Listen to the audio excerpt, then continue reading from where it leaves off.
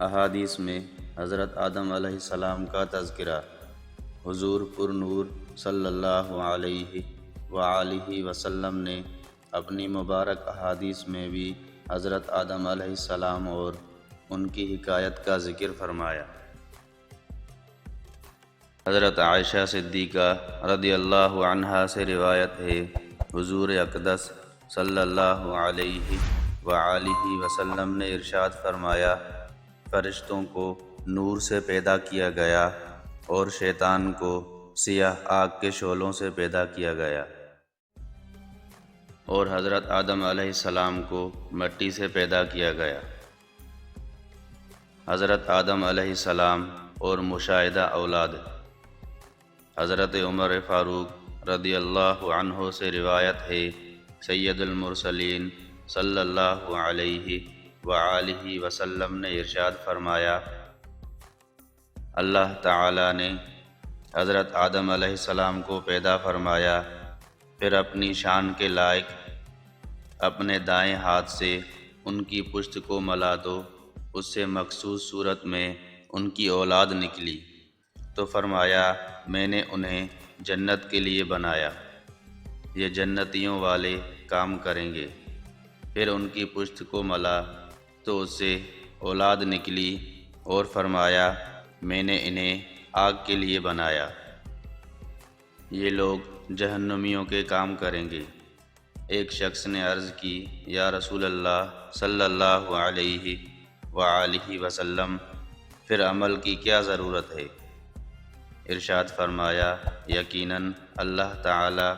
جب بندے کو جنت کے لیے پیدا فرماتا ہے تو اس سے جنتیوں کے کام لیتا ہے، یہاں تک کہ وہ جنتیوں کے اعمال میں سے کسی عمل پر مرتا ہے، اس بنا پر اسے جنت میں داخل فرماتا ہے، اور جب بندے کو جہنم کے لیے پیدا فرماتا ہے تو اس سے جہنمیوں کے کام لیتا ہے، یہاں تک کہ وہ جہنمیوں کے کاموں میں سے کسی کام پر مرتا ہے جس کی وجہ سے اسے جہنم میں داخل فرماتا ہے، لہٰذا ہمیشہ نیکیاں کرنے کی کوشش کرو۔ اس حدیث پاک میں کام لینے کی معنی یہ ہے کہ بندے کا قلبی رجحان نیکیوں یا برائیوں کی طرف ہوتا ہے، جس سے وہ اپنی خوشی اور اختیار سے نیکیاں یا برائیاں کرتا ہے، لہٰذا نیکی یا برائی کرنے میں بندہ مجبور محض نہیں،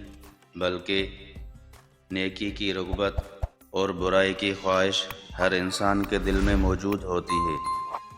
پھر نیک اور برے کام پر قدرت و اختیار بھی دے دیا جاتا ہے،